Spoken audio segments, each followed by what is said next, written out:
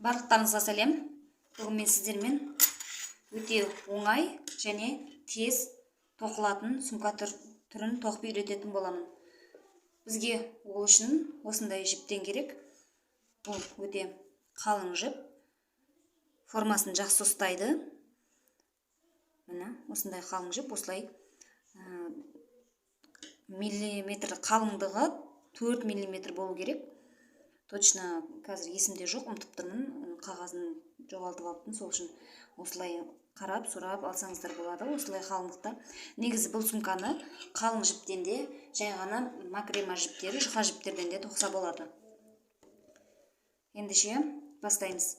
Сумканың көлемі өз қалауларыңыз бойынша мен 28 петлядан бастадым. Орташа қатты кішкентай емес, қатты үлкен емес, орташа үлкендікте тоқып жатырмын. Ендеше жай тізбектер бізде осылай түйіп аламыз. Біз бұны бір деп санамаймыз. Келесі тоқығанымыздан бастап бір петля деп санаймыз. 1, 2,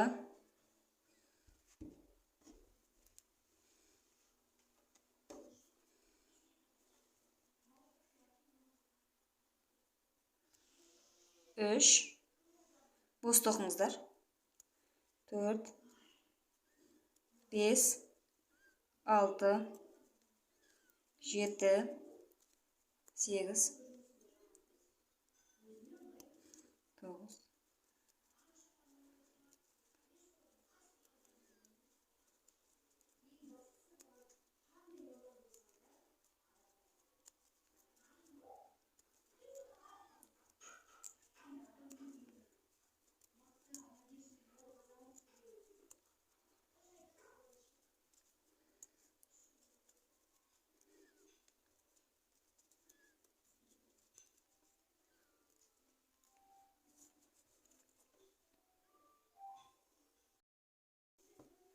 Міне менде 28 петля, ең соңғы 29 петляны тоқып аламын.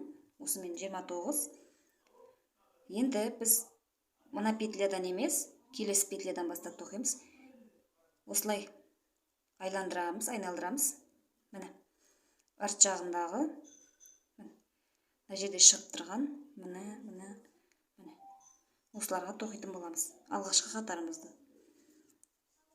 Міне, мына жерде көріп тұрсыздар ғой. Қазір мен мына петлядан емес, келесі петлядан тоқитын боламын. Дәл осылай көтжоғымызды кіргіземіз. Шығарамыз. 1. Осылардан тоқып шығамыз. Осы қатарымызды 2, 3, 4.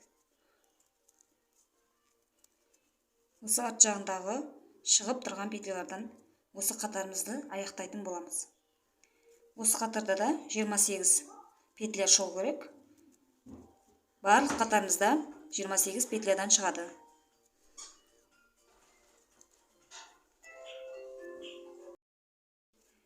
Ендеше осы қатарымызды осы петлялардан тоқып шығайық. Соңына дейін қатардың қалай аяқталып, келесі қатарымыздың қалай тоқылатынын көрсететін боламын. Уақытты көп алмайды бұл сумка. Мен өзім 2 сағатта бітірдім.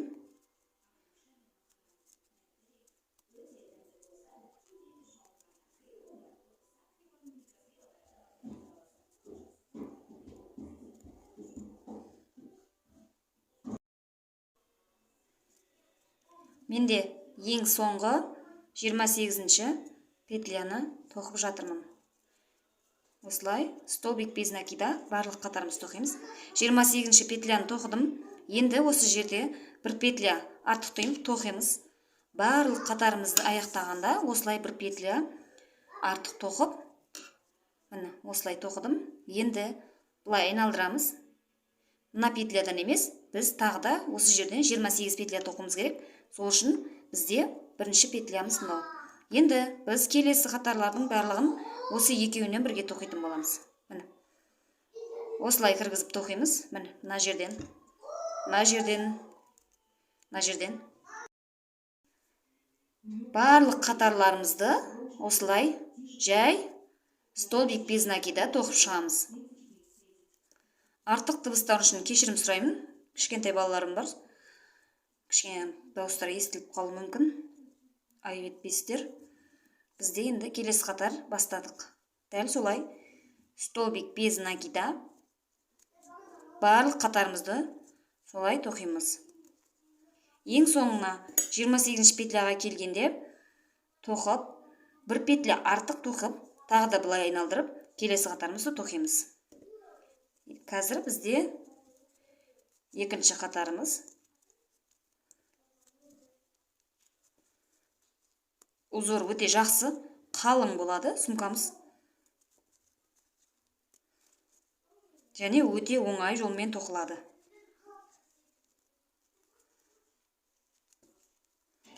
Күршік номерін осы видеоның астында қалдыратын боламын. Күршік номері жіптеріңізге қарай. Егер жіңішке жіп болса, сіздер күршіктің номерін соған қарай өзгерте аласыздар. Қазір менде 4-ші номерлі күршікпен тоқып отырмын.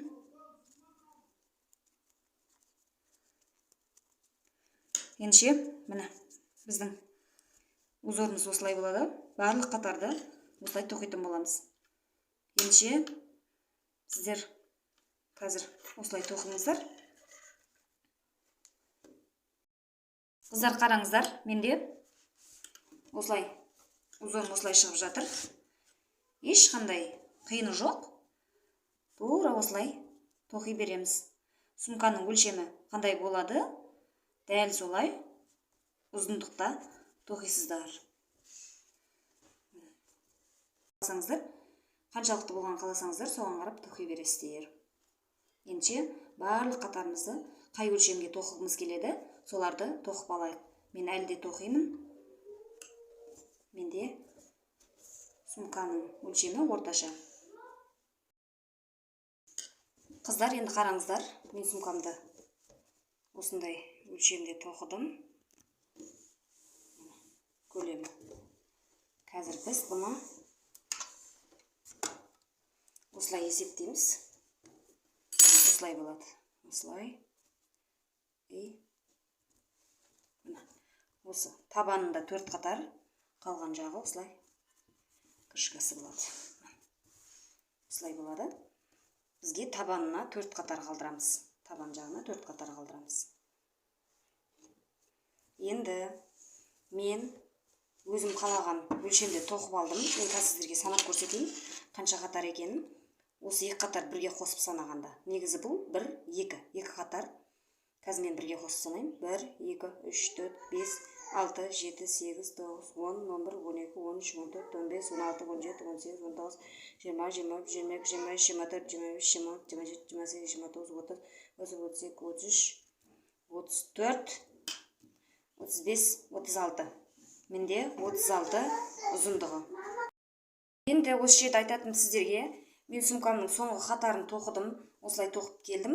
Енді бізге осы 2 шет жағын былай айналдырып, мына жерден айналдырып келеміз. Осы жерге дейін. Осы жерден бастап тоқып шығамыз. Дәл мына жерде міне, менде соңғы петля, міне, соңғы петля тоқыдым мен. Соңғы петляны. Енді дәл осы жерге тағы да бір столбик без накида тоқимыз. Біз бұл бір ұшына 2 петля тоқып кетеміз. Әрбір ұшында. Мына жерде де 2 петля тоқимыз. Мына жерге 2 петля тоқимыз. Бұрыштарына. Енді келесін былай тоқимыз мұны. Осылай кірзестер, күршікті жіп тоқымаймыз. Бірге шығарамыз. Әр петлядан. Біз қазір бұл жерге 2 жағындағы қабырғасын тоқитын боламыз. Сол кезде бізге кішкене оңай болады петляларды бір-біріне қосуға. Сосын шет жақтарын осылай тоқып шығамыз.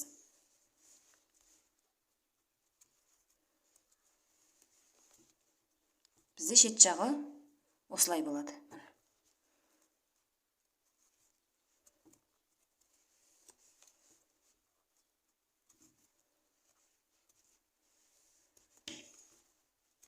Осылай айналдырып, мына жерден бастадық, осы жерден бастадық қой.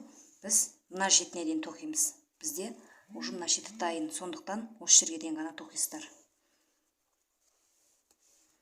Тоқығанда осылай тоқимыз. Бірге шығарасыздар екі жіппен. Міне кіргіземіз. Күршекті екі жіп бұлай шығарамыз. Мына жерге кіргіземіз. Күршекті екі жіп шығарамыз. Ендеше осылай барлық жерін тоқып шығыңыздар. Мен келесі ендігіде осыны тоқып біткен соң екі шетіндегі қабырғасын тоқу жолын көрсетемін. Біз келесі осылай мен қазір бітіріп қойдым. Барлық жағын осылай айналдырып тоқып шықтым. Міне көріп тұрғандарыңыздай, менде барлық жағы осылай тоқылған. Және мен бір қабырғасын тоқып, уже сумкама жалғап қойдым. Міне осылай. Енді мен сіздерге қазір осы қабырғада тоқылуы бір, осы қабырғасының қалай тоқылатын, қанша жіппен тоқығанды көрсететін боламын. Енді біз биіктігін анықтап аламыз. Осы петляларды санап, қабырғасын солай есептеп тоқитын боламыз. Менде қазір осылай шықты. Менде крышкасы міне. Қазір мына жіптерін күйдіріп, ең соңында арасын жасырып күйдіресіздер, өйткені осылай тарап кетуі мүмкін. Енді қазір мен сіздерге қабырғасында биіктігі 23 қатар алдым, биіктігін. Ал табанын 8-ден бастадым, 8 петлядан бастадым. Енді қалай бастаймыз? Осылай. 1 деп осыдан бастап санаймыз. 1, 2, 3, 4, 5, 6, 7, 8 петля. Енді 9-шы бір петля артық аласыздар. И мына сырт жағындағы қабырғалардан бастап, мына шет жағындағы петляларды тоқимыз. Осыдан бастап бізге 1, 2,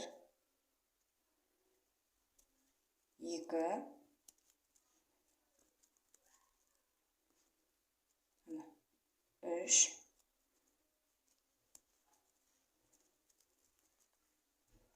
4,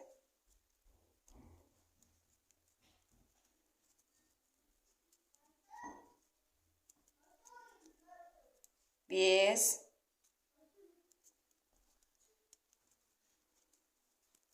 6,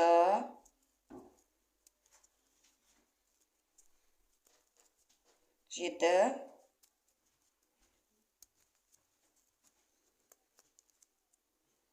8. Менде 8. Міне. Енді бір петля артық тоқимыз. Бұлай айналдырамыз. Келесін дәл осылай. Сумканы қалай тоқыдық? Осылай тоқимыз. 1. Санап отырыңыздар. Біз 8 петлядан бастадық. Барлығы 8 болу керек. 2 болды менде. 3, 4, 5, 6, 7, ең соңғы петля менде 8. Бізде бұл теріс жағы, оң жағы мынау 8. Бір петля артық тағы да айналдырамыз. Тағы да 8 петля. Енді дәл осылай біз 23 қатар болғанша, мына жағында петляларын санайсыздар, 23 петля болғанша тоқимыз. Табан бізде 8. Осы қабырғасының өзінің биіктігінше тоқып болған соң, сумкамыздың шетін осылай тоқып шықтық қой. Дәл солай ең бірінші сумкаға жалғамастан бұрын осылай тоқып аламыз шетін. Сосын барып сумкамызға жалғаймыз. Ендеше өздеріңіз сумкаларыңыздың биіктігін тоқыңыздар. Мен қазір 23 қатар тоқимын. Менде бұл 3-ші қатар. 23 петля тоқимын. Осылай әр қатарда санап отырыңыздар. Әр қатарда санап отырып 8 петля. Таваны, ені, ал биіктігі 23 петля болу керек.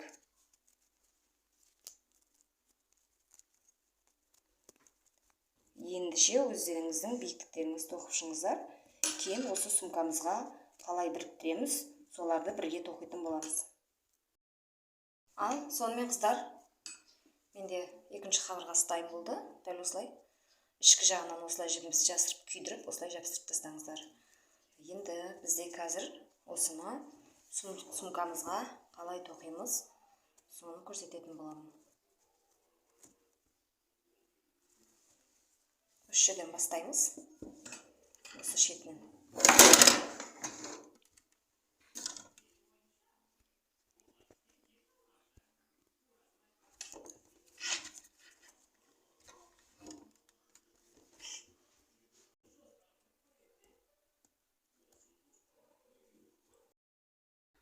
Міне қыздар, біз сумкамызды аяқтадық. Енді менде келесі видео осыған арналған ұзын ремені және ішкі астарын қалай тігіп, осы сумкаға қалай тігеміз, қалай саламыз, бәрін